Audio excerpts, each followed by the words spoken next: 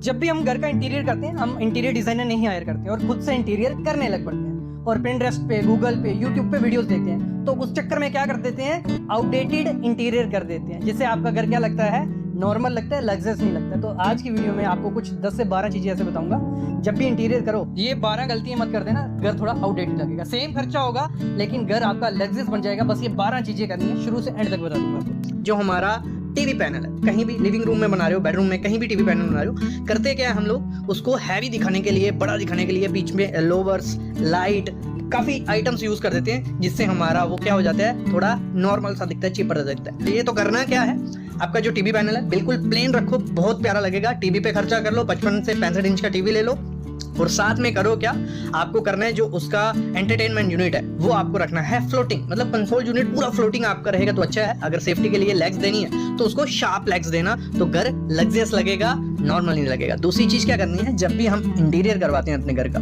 कोई भी रूम है, लिविंग रूम, बेडरूम, तो हम इलेक्ट्रिक की वो नहीं लेते हैं, ड्राइंग नहीं लेते हैं, और करते क्या है, हमारा ठेकेदार आता है, स्विचेस लगा देता है जहां उसका मन करता है। जब वो स्विचेस लगा देता है, जब हम फर्नीचर लगाते हैं तो हमारे बेड के पीछे पॉइंट आ जाता है, जब बेड के पास कोई पॉइंट नहीं होता है, या टीवी का कोई पॉइंट नहीं होता है। तो हमेशा क्या करना है, जब भी इंटीरियर करानी है या रेनोवेशन करवानी है, अपना फर्नीचर लेआउट रखना, ड्राइंग बनवा लो, नहीं तो खुद से रखना कि मेरा बेड यहाँ आएगा, उसको बता दो मेरा सोफा यहाँ आएगा, मेरा टीवी यहाँ आएगा, मेरी चेयर यहाँ लगने वाली है, फैन का स्विच यहाँ चाहिए। तो उससे होगा क्या, प्रॉपर से लेआउट होगा और अच्छा इंटीरियर आपका रहेगा, लग्जरियस दिखेगा, क्योंकि स्विचेस जगह पे होंगे तो नॉर्मल वो भी नहीं रहने वाला। तो ये पहला काम आपको करना है। घर के सीलिंग को अगर लग्जरियस लुक देना है तो वो सीलिंग नहीं देगी, फॉल सीलिंग अभी आउटडेटेड हो गई है, इतनी ट्रेंडी लगती है। ट्रेंडी क्या लगता है, जहां तो लगाओ आप प्रोफाइल लाइट, कुछ ऐसी प्रोफाइल लाइट, बहुत से डिजाइन होते हैं, किसी के साथ भी जा सकते हो। दूसरी चीज होती है जो कॉर्नर पे प्रोफाइल लाइट लगाई जाती है, कॉर्निश लाइट भी बोला जाता है, कॉर्नर प्रोफाइल लाइट बोलो, ट्रेंडी लगती है, आजकल ट्रेंड में है। प्लेन सीलिंग हो, बीच में फैन है, एक दो सरफेस लाइट और साइड पे कॉर्निश लाइट हो, बहुत अच्छी लगती है। मेरे को ट्रेंडी दिखाना है तो सिंपल सोबर रखना है तो कॉर्निश पे लाइट लगा दो। बस इसका एक ध्यान रखना पड़ता है, कॉर्नर आपके प्लास्टर प्रॉपर होना चाहिए, नहीं तो सामने इंडुलेशन दिखती है और प्रॉपर कॉर्नर नहीं बनिया, प्लास्टर सही से नहीं हुआ है तो ये बैठती भी नहीं है, गैप बीच में रह जाता है, तो बहुत प्यारी दिखती है। अगला चीज क्या करनी है, हम क्या करते हैं, बहुत ज्यादा खर्चा कर देते हैं किस पे, वुडन फर्नीचर पे। जैसे रेलिंग बनाते हैं, डोर फ्रेम हो गए, विंडो फ्रेम हो गए, आजकल बहुत अच्छा मटेरियल आ गया जो इससे आधे के आधे रेट में हो जाएगा। क्यों इतना खर्चा करें, विंडो आपके, डोर आपके कर्टन के पीछे जाने वाले हैं, रेलिंग वुडन का आजकल इतना ट्रेंडिंग नहीं रहा है। तो मैं बोलता हूं जो खर्चा आपको वुडन पे करना है, क्योंकि वुडन करवा के उस पे फिनिशेस भी करने, पीयू करवाना, ड्यूको करवाना, उसका और खर्चा, मतलब बहुत ज्यादा खर्चा हो जाता है इंटीरियर में अगर आप लकड़ी लगाते हो। तो मैं तो रिकमेंड नहीं करता। आजकल बहुत मटेरियल है, WPC है, आप एल्यूमिनियम की जा सकते हो, UPVC की सेम लुक मिल जाएगी, आधे रेट में मिल जाएगी। जो खर्चा यहाँ बचेगा वो आप किस पे खर्चा करो, होम डेकोर आइटम पे। होम डेकोर आइटम कैसे होगी, जैसे हम आप दीवारों पे कुछ लाइट्स लगवा सकते हैं, कुछ डेकोर आइटम ले सकते हैं, वो स्पेंड डेकोर पे करना है। अगली चीज क्या करते हैं, हम घर बनाते हैं, रूम बना रहे हैं, बिना थीम के जो मन करता है वो कलर हमारा डिसाइड हो जाता है। मतलब जैसे हम मार्केट लेने गए, जहाँ पिक्स देख ली तो कोई, मतलब हमने कोई स्केड्यूल नहीं बनाया कि हमारा रूम कुछ ऐसा रहना चाहिए, उसकी थीम वाइट है, बेज है, जो कलर, मतलब आपके रूम की थीम होनी चाहिए। मतलब आपको रूल फॉलो होना चाहिए 60-30-10 का, कि आपके रूम में जो कलर होना चाहिए मेन 60% वो लगा लो, बेज कलर कर रहे हैं तो लाइट बेज 60%, 30% थोड़ा डार्क बेज और 10% एसेंट कलर रख लो, कोई भी कंट्रास्ट कर लेना उसके साथ। मतलब एक थीम पकड़ोगे तो रूम अच्छा भी लगेगा, ट्रेंडी भी लगेगा। वैसे पूरे रूम में, पूरे घर में आपको वो चीज फॉलो करनी है कि आपके हर रूम का, हर एरिया का एक थीम होना चाहिए, नहीं तो कोई भी कलर उठा के लगा दोगे तो वो अच्छा नहीं लगेगा, कोई भी फर्नीचर उठा के लगा दोगे वो अच्छा नहीं लगने वाला, वो नॉर्मल घर चीपर ही दिखेगा, लग्जरियस दिखेगा, खर्चा सेम होगा लेकिन वो लग्जरियस नहीं दिखने वाला। वैसे हम क्या करते हैं, जब एलिवेशन अपनी डिजाइन करते हैं, हम उस पे क्या करते हैं, टाइल लगाते हैं, paint, texture paint, railing, section, जाली, जितना कुछ रहता है सब कुछ ठोक देते हैं उस सीलिंग, उस एलिवेशन पे, और वो कुछ ऐसी दिखती है, बहुत बेकार, बहुत बोरिंग, क्योंकि बहुत कलर्स हैं, बहुत आइटम्स हैं। डिसेंट और लग्जरियस अगर घर को दिखाने बाहर से ही, तो जितना वो सिंपल होगा, जितना डिसेंट सा होगा तो उतना प्यारा लगेगा। जैसे ये एलिवेशंस देखो, 2-3 एलिवेशन मैं आपको दिखा देता हूँ एग्जांपल के लिए। तो कुछ ये एलिवेशन है, सिंपल एलिवेशन है, पेंट एक कलर, 2 कलर आपको दिख रहे हैं, वही 60-30-10 का हमेशा रूल फॉलो करना है इंटीरियर में। अगर ऐसा करोगे तो लग्जरियस घर दिखने वाला है। तो ऐसा कुछ रखो यार, बहुत प्यारा लगेगा, ना इतनी ज्यादा मेंटेनेंस करनी पड़ेगी, क्योंकि अगर जितना हॉश पॉश होगा, जितनी आइटम्स यूज करोगे उतनी ज्यादा मेंटेनेंस करनी पड़ेगी। जितना सिंपल उतनी कम मेंटेनेंस, उतना ज्यादा लग्जरियस हो लगने वाला है और हमेशा रहेगा, वो ट्रेंडी रहेगा। अगली चीज होती है, हम जब भी घर का इंटीरियर करवाते हैं बहुत खर्चा करते हैं चीज पे, लेकिन ग्रीनरी पे खर्चा नहीं करते हैं। क्या नहीं करते हैं, हमारे रूम्स में, हमारे रूम के बाहर कहीं भी आपको प्लांट्स नहीं होते।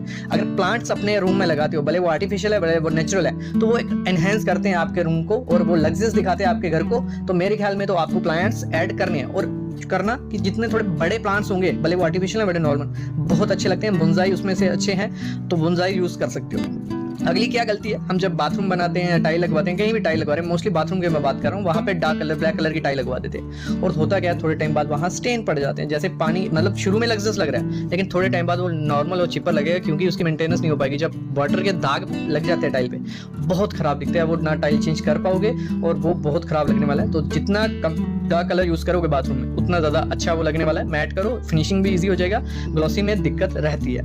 अगली चीज आपको क्या करनी है, जो आपका रूम का एंट्रेंस होती है, मतलब भले वो मेन डोर की मैं बात कर रहा हूँ, मेन डोर में आपको क्या करना है, कभी भी छोटा डोर नहीं रखना है। जितना छोटा डोर रखोगे वो नॉर्मल लगेगा, अगर कोई दिक्कत नहीं है रख सकते हो, लेकिन अगर लग्जरियस दिखाना है तो रूम डोर का साइज बड़ा होना चाहिए। 4.5 बाय 10 रख लो, या 5 बाय आपका 12 हो गया। तो जितना बड़ा डोर होगा उतना ज्यादा प्रीमियम और लग्जरियस रहने वाला है। और एक चीज का ध्यान रखना, वो बिल्कुल सिंपल रखना है, आपको उस पर ज्यादा खर्चा नहीं करना है। आप भले क्या करो, जो ब्लॉक बोर्ड आता है वो लेके 32 mm या उससे ज्यादा का, मोटा का, दोनों साइड सिंपल माइका रखिए। और खर्चा किस पे करना है, जो उस पे एक्सेसरीज आप लगाओगे डोर के ऊपर, हैंडल हो गया, चिटकनी हो गई, तो वो एक्सेसरीज पे खर्चा करोगे तो वो बहुत प्रीमियम वो लगने वाला है। बाकी पीयू ड्यू को करवाओगे और ज्यादा लग्जरियस वो लगने वाला है।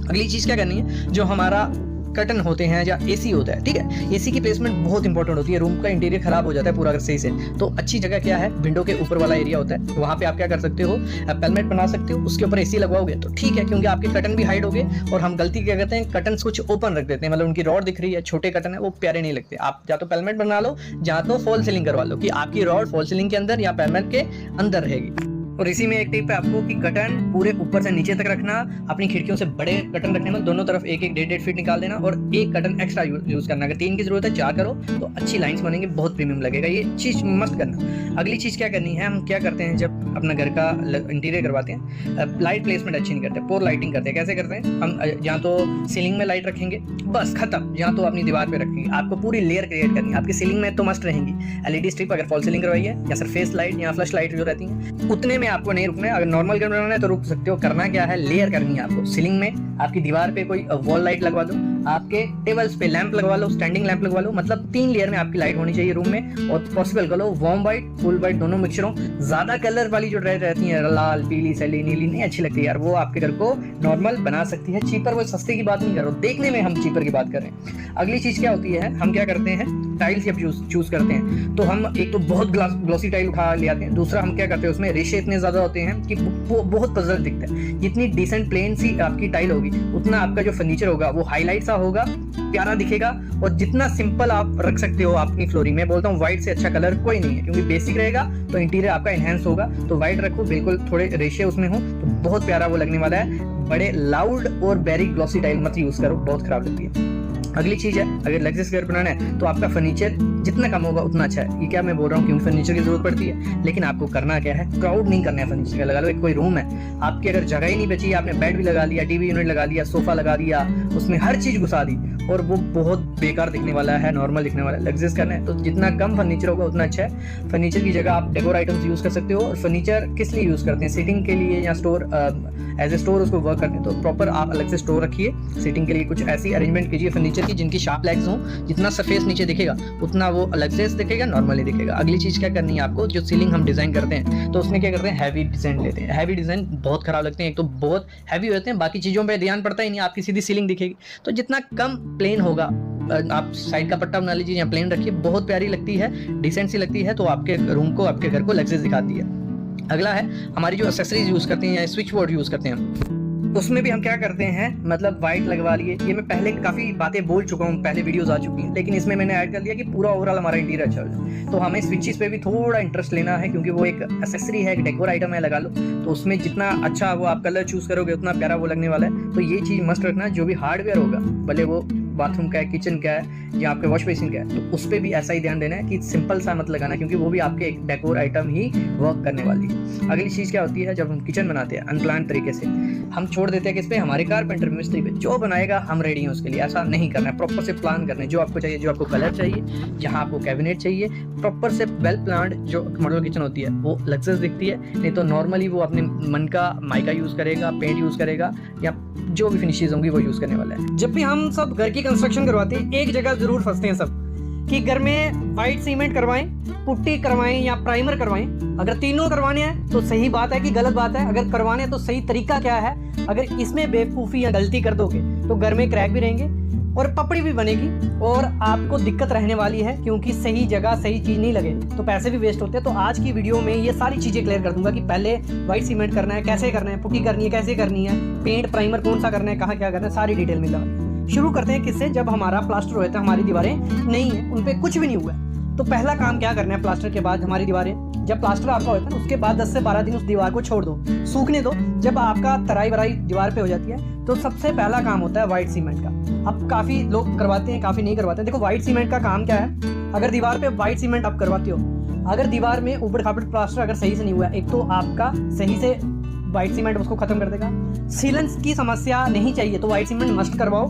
और आपके वो आप देख रहे हो एफ्लोरेंस जो रहती है दीवारों पे, वाइट वाइट सफ़ेद सा आयतन नमके जैसा, वो जहाँ सीलन है, तो मेरे ख्याल में अगर आप चाहते हो कि दीवारों की लाइफ डबल रहे और दिखने में भी सुंदर रहे तो वाइट सीमेंट की पुताई करवा देनी होती है। वाइट सीमेंट की करवानी कैसे होती है, कुछ नहीं करना है, वाइट सीमेंट को पानी के साथ मिक्स किया जाता है और ब्रश की हेल्प से आप मार दो, कोई दिक्कत नहीं, जो भी छोटे छोटे पोर्स होंगे सब कुछ होगा वो फिल हो जाएगा।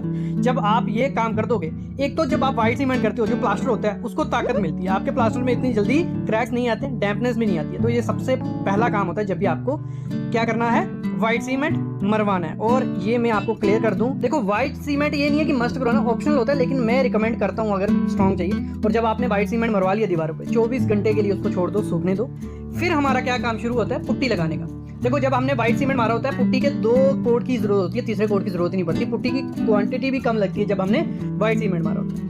जब हमारा एक बार वाइट सीमेंट हो गया, उसके बाद क्या करना है, आपको पुट्टी का एक लेयर करनी है। कितने 24 घंटे या 2 दिन बाद आप शुरू कर दो, एक करनी है। और 1 से 1.5 mm ज्यादा मोटी पुट्टी अगर करोगे तो आपको दिक्कत आने वाली है। तो वाटरप्रूफ पुट्टी आजकल आ गई है, वो करवाओ, कोई दिक्कत नहीं है। और 1 से 1.5 mm ही मोटी रखना और 6 से 8 घंटे उसको छोड़ दो, मतलब 6 से 8 घंटे उसको सूखने दो। जब आपने कर ली, उसके बाद जो 400 से 600 ग्रिट नंबर आता है हमारा सैंड पेपर, ठीक है, उससे उसको घिस लो थोड़ा। जब उसको घिस लोगे तभी दूसरा उसके ऊपर क्या करना, कोट मारना। और यहाँ सबसे बड़ी गलती होती है, लोग क्या करते हैं, ठेके पे दे देते हैं, जैसे भी वो पहला कोट मारते हैं, थोड़े बहुत 1-2 जगह घिसा आपको दिखाने के लिए, और फिर सेकंड कोट मार देते हैं। और सबसे बड़ा कारण वही होता है कि आपके घर की जो पुट्टी होती है वो पपड़ी बन के निकलने लग पड़ती है। फिर बोलते हो कि पुट्टी नहीं करवानी, वो पपड़ी बन के निकल जाती है। यही मेन कारण होता है। जब 6 से 8 घंटे का छोड़ दिया, उस पर हमने सैंड पेपर मार लिया, उसके बाद दूसरा कोट मारना है। देखो हमेशा जब भी एक तरीका होता है पुट्टी मारने का, जब भी चेक करना, जो आपका पहला कोट होगा वो लगा लो आपने नीचे की तरफ मारा उसको, ठीक है, मतलब जहाँ ऊपर की तरफ मारा, ऊपर मारा। दूसरा कोट जो होगा उसके क्रॉस में आपको मारना है, मतलब इधर से लेफ्ट से राइट मारना, पहला ऊपर मार लो, दूसरा लेफ्ट से राइट। तो वो सही तरीके से होता है। जब ये हो जाएगा उसको 8 से 10 घंटे छोड़ दो, आपकी दीवार एकदम क्या हो जाएगी, साफ सुथरी हो जाएगी। देखो ये हो गया। अब जब हमारी पुट्टी हो जाती है, फिर आपको प्राइमर मस्ट मरवाना है। अगर प्राइमर नहीं मरवाओगे तो आपका पेंट की क्वांटिटी बहुत ज्यादा लगने वाली है। तो प्राइमर क्या है, देखो 2 किस्म के हम क्या करते हैं, प्राइमर हम यूज करते हैं। देखो इसमें एक होता है वाटर बेस्ड, दूसरा होता है हमारा सीमेंट या वेदर प्राइमर जिसे बोला जाता है। देखो वाटर बेस्ड जो एक्रेलिक प्राइमर होता है वो इंटीरियर के लिए रखना, और जो हमारा सीमेंट या वेदर प्राइमर होता है वो एक्सटीरियर के लिए। सिंपल भाषा में समझो। पहले देखो 2 किस्म के हम पेंट करवाते हैं जिनकी क्या क्वालिटी अच्छी होती है। एक होता है इमल्शन पेंट, एक होता है हमारा डिस्टेम्पर या एनामेल बोला जाता है। इमल्शन पेंट हो गया, एक लगा लो बढ़िया क्वालिटी का जो वॉशेबल भी होगा, परफेक्ट। अगर अच्छा क्वालिटी का करवाना है तो वो है हमारा इमल्शन पेंट। अगर थोड़े टाइम के लिए करवाना है या बजट थोड़ा कम है तो उसके लिए डिस्टेम्पर या एनामेल बेस्ट है। लेकिन प्राइमर कौन सा करना है, इस पर हमारा बात क्या चल रही है कि हमारे प्राइमर कौन सा करना है। देखो वाटर बेस्ड जो प्राइमर रहता है वो आपको इंटीरियर में करना है, और साथ में आपको क्या करना है जब आपको इमल्शन पेंट करवाना है। और ऑयल बेस्ड कब करना है, वो आपको करवाना है जब आपको डिस्टेम्पर या एनामेल करवाना है। तो ये चीज़ क्लियर होगी। एक कोट आपको प्राइमर मारना ही मारना है। अगर प्राइमर में कोई कंफ्यूजन है कमेंट करना, मैं अलग से वीडियो ले आऊँगा, क्योंकि बहुत तरीके से आपको बताया कि शायद पिक ना हुआ हो। तो फिर जब हमारा प्राइमर हो जाता है उसके बाद हमारा मेन काम, लास्ट काम जो होता है वो होता है पेंट का। तो पेंट में हमारा 2 कोट हमें पेंट के मारने। कोई भी आपको, जैसे मैंने पहले बताया, इमल्शन करवाना, इमल्शन करवा सकते हो। अच्छी क्वालिटी कौन सी होगी, इमल्शन, फिर हमारा डिस्टेम्पर हो गया, फिर हमारा लग्जरी फिनिश वाला हो गया। देखो पेंट की जैसे मैंने पहले बताया कंफ्यूजन होगी, पहले ये समझ लो इमल्शन पेंट और डिस्टेम्पर में क्या डिफरेंस है। इमल्शन पेंट हो गया एक अच्छी क्वालिटी का वाटर बेस्ड रहता है ये, जिसमें हाई वॉशेबल ये रहता है, लॉन्ग लास्टिंग ये रहता है, मतलब इतनी जल्दी फेड नहीं होता है, बस थोड़ा महंगा आता है, लगा लो 250 से 600 रुपये पर लीटर के हिसाब से शुरू होता है, मतलब शुरू ही 250 से होता है। जो डिस्टेंपर होता है 50 से 80 रुपये लीटर के हिसाब से हो जाता है। ये मैं रिकमेंड नहीं करता हूँ अपने घर, आपको अपने घर में डिस्टेंपर करवाना चाहिए, आपको इमल्शन ही करवाना है, तो उससे थोड़ी फिनिश जो आती है, थोड़ी स्मूथ रिच मैट फिनिश आपको देखने को मिलती है।